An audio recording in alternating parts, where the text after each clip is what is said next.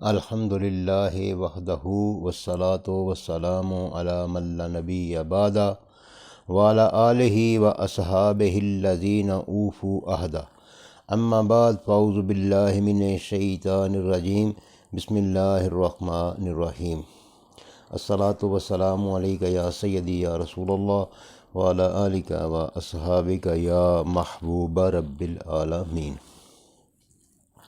میلاد النبی صلی اللہ علیہ وآلہ وسلم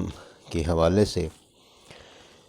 اللہ تبارک و تعالی قرآن مجید فرقان حمید سورہ آل عمران کی آیت نمبر 81 میں ارشاد فرماتا ہے، ترجمہ کچھ یوں ہے: اور یاد کرو جب اللہ نے پیغمبروں سے ان کا عہد لیا جو تم کو کتاب اور حکمت دوں، جو میں تم کو کتاب اور حکمت دوں، پھر تشریف لائیں تمہارے پاس وہ رسول کہ تمہاری کتابوں کی تصدیق فرمائے، اور تم ضرور ان پر ایمان لانا اور ضرور ان کی مدد کرنا۔ اس آیا مبارکہ میں واضح طور پر حضور علیہ الصلوۃ والسلام کی آمد کا، حضور علیہ الصلوۃ والسلام کی بعثت کا ذکر موجود ہے۔ اس سے اگلی آیا مبارکہ جو ہے سورہ انبیاء کی آیت نمبر 107 ہے، جس میں اللہ رب العالمین ارشاد فرماتا ہے، اس کا ترجمہ کچھ یوں ہے: اور ہم نے تمہیں تمام جہانوں کے لیے رحمت بنا کر بھیجا۔ تو اس میں بھی واضح طور پر حضور علیہ الصلوۃ والسلام کی آمد کا، آپ کے میلاد کا، آپ کی بعثت کا تذکرہ موجود ہے۔ اسی طرح درجنوں آیات مبارکہ ہیں جن میں حضور علیہ الصلوۃ والسلام کا بالخصوص اور بالعموم انبیاء کی آمد کا، آپ کی ولادت کا، انبیاء کی بعثت کا ذکر اور تذکرہ موجود ہے۔ تو چند حدیث طیبہ جو ہیں وہ سماعت فرمائیں۔ سب سے پہلی حدیث پاک جو ہے حضرت جابر رضی اللہ تعالیٰ عنہ سے مروی ہے کہ حضور صلی اللہ علیہ وآلہ وسلم نے ارشاد فرمایا، مجھے 5 چیزیں ایسی عطا کی گئی ہیں جو مجھ سے پہلے کسی نبی اور رسول کو عطا نہیں کی گئی۔ ایک تو مجھ کو اس روب کے ذریعے میری نصرت اور مدد کی گئی ہے، یا وہ نصرت عطا کی گئی ہے جو 1 مہینے کی مسافت کی دوری پر میرا دشمن جو ہے وہ لرزتا ہے، کانپتا ہے، اس پر وہ میری جو ہے ہیبت، میرا جو روب ہے وہ اثر انداز ہوتا ہے۔ دوسرے یہ کہ زمین کو میرے لیے مسجد اور پاک کرنے والی قرار دیا گیا ہے، یعنی چنانچہ میری امت کا ہر شخص جہاں نماز کا وقت پائے نماز پڑھ لے، کیونکہ پہلی امتوں میں خاص مقام اور خاص جگہ پر جا کر عبادت کی جا سکتی تھی، لیکن مسلمانوں کے لیے یہ ایک شرف کی بات ہے کہ اللہ تبارک و تعالیٰ نے اس زمین کو مسجد بنا دیا ہے، اس کو پاک کر دیا ہے، جہاں بھی وقت ہو جائے پاک جگہ ہو تو نماز پڑھی جا سکتی ہے۔ تیسرے یہ کہ میرے لیے مال غنیمت کو حلال قرار دیا گیا ہے جو مجھ سے پہلے کسی کے لیے حلال نہیں تھا۔ چوتھے یہ کہ مجھ کو شفاعت عظمیٰ عامہ کے مرتبے پر فائز کیا گیا ہے، اور 5ویں مجھ سے پہلے ہر نبی کو خاص طور پر اپنی ہی قوم کی طرف بھیجا جاتا تھا، جبکہ مجھے روئے زمین کے تمام لوگوں کی طرف بھیجا گیا ہے۔ تو اس حدیث طیبہ میں بھی حضور علیہ الصلوۃ والسلام کی آمد کا، حضور علیہ الصلوۃ والسلام کی بعثت کا تذکرہ واضح طور پر موجود ہے۔ یہ حدیث پاک متفق علیہ ہے، بخاری اور مسلم میں، اور اس کے علاوہ مشکوٰۃ شریف میں بھی ہے۔ اس سے اگلی حدیث پاک حضرت ابو درداء رضی اللہ تعالیٰ عنہ جو ہے ان سے مروی ہے، وہ کہتے ہیں کہ میں سرکار صلی اللہ علیہ وآلہ وسلم کے ساتھ حضرت عامر انصاری رضی اللہ تعالیٰ عنہ کے گھر گیا تو وہ اپنی اولاد کو حضور کے ولادت کے واقعات سنا رہے تھے اور کہہ رہے تھے کہ آج کا دن ہے سرکار کی ولادت کا دن۔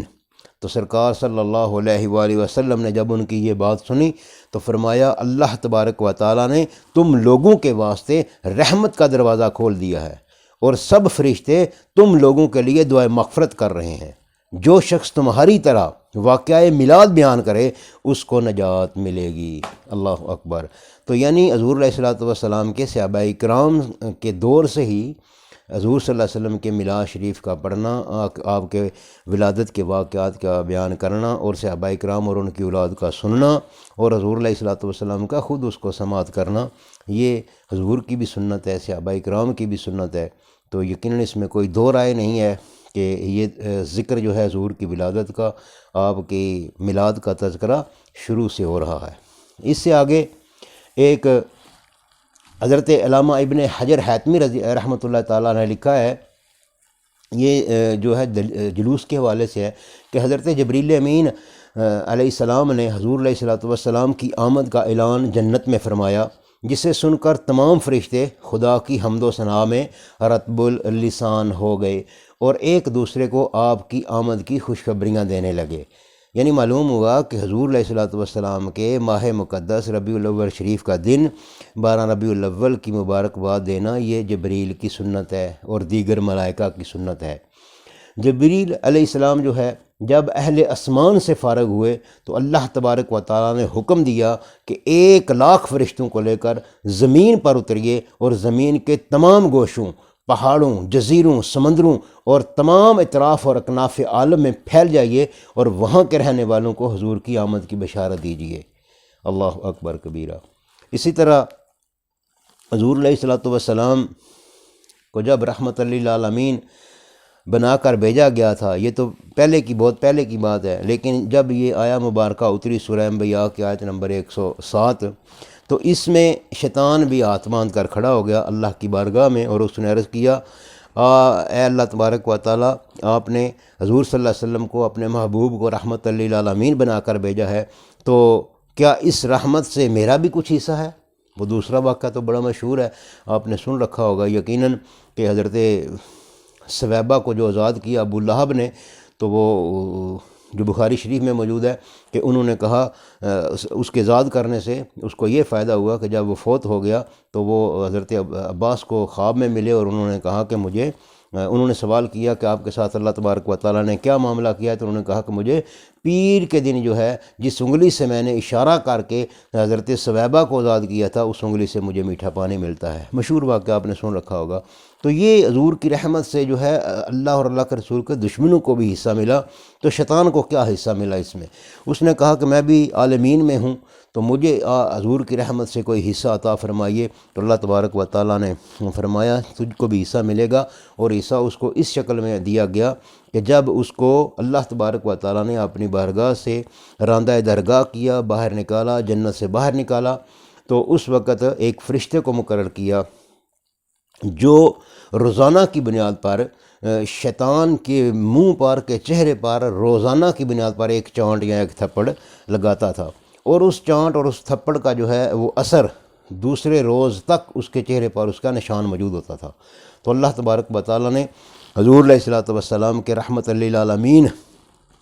بنانے پر، آپ کو اس آیت کے اترنے پر، اللہ تبارک و تعالیٰ نے شیطان جو اللہ اور رسول کا بھی دشمن ہے، آدم علیہ الصلوۃ والسلام کی تعظیم نہ کر کے وہ راندہ درگاہ ہوا تھا، اس کو بھی اس رحمت سے اس طرح حصہ دیا کہ اس فرشتے کی جو وہ روزانہ چونٹ لگاتا تھا، تھپڑ لگاتا تھا، اس کو اس سے موقوف کر دیا۔ تو اب آپ اندازہ لگائیے، جو اللہ اور اللہ کے رسول کے دشمن اگر حضور علیہ الصلوۃ والسلام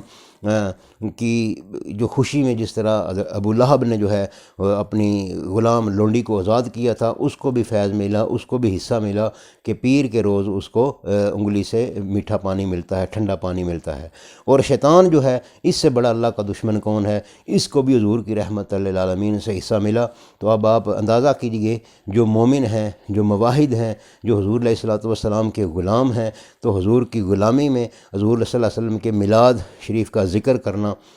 اس کی کتنی برکات ہوگی۔ اس ایسے جلوس جن میں حضور علیہ الصلوۃ والسلام کے 12 ربیع الاول شریف کے حوالے سے جو بالخصوص نکالے جاتے ہیں، ان میں شرکت کرنا کتنا باعث عزت اور باعث برکت ہوگا۔ اور حضور علیہ الصلوۃ والسلام کے ذکر کی محفل کے لیے جو لوگ اپنی طرف سے کچھ مالی اخراجات کرتے ہیں، ان کو اللہ تبارک و تعالیٰ کتنا